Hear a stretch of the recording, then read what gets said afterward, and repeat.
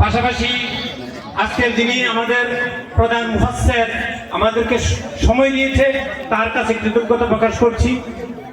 আর একটি কথা বলি, এই মাহফিলের আজকের যে আয়োজন, বিগত কয়েক বছর ধরে আমাদের গ্রামের কিছু যুবক এই মাহফিলের জন্য উদ্গ্রীব ছিল, এই মাহফিলটা করতে চাচ্ছিল, কিন্তু আমরা বিভিন্ন কারণে মাহফিলটা করতে পারি নাই। কিন্তু আজকে যে মাহফিল করতে পেরেছি সেই জন্য সকলে বলি আলহামদুলিল্লাহ। আলহামদুলিল্লাহ। তবে যে যুবকরা উদ্যোগ নিয়েছে, আমি লাখো কোটি শুকরিয়া মহামনিবের নিকট। তারা নিতান্তই, আমি একটি কথা শুধু বলবো, তাদের মধ্যে নিতান্তই এমন আজকে মনে হয় তাদের ভিতর ঈদের আমেজ, ঈদের আগ্রহ। এই যুবকদের মধ্যে আমি একটি কথা বলি, এমন লোক আছে ওই মনে পড়ে যায় মদিনার আনসারের কথা। দিন খেটে খাওয়া মানুষ বলছে তোমরা যুবক মাহফিল করো, নাও আমার কাছে 1000 টাকা আছে, আমি 1000 টাকা দিলাম।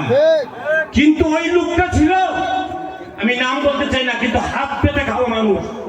তবে আল্লাহ তার দান, আমি তার দানটাকে বোঝার জন্য বলছি, এই যুবকটার যে কত স্পিরিট, কত আনন্দ, কত উৎসাহ, কিন্তু আল্লাহ যাদেরকে কবুল করেছে তারা এখানে এসেছি এবং আমরা এই পথে বেরিয়ে আছি।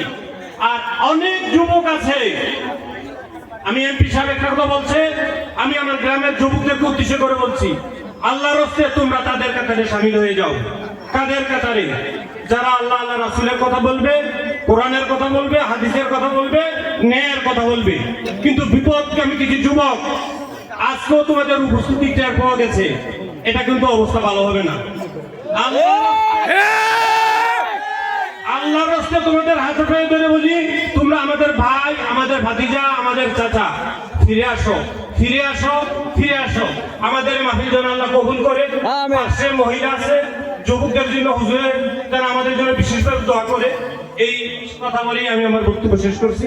আসসালামু আলাইকুম ওয়া রাহমাতুল্লাহ।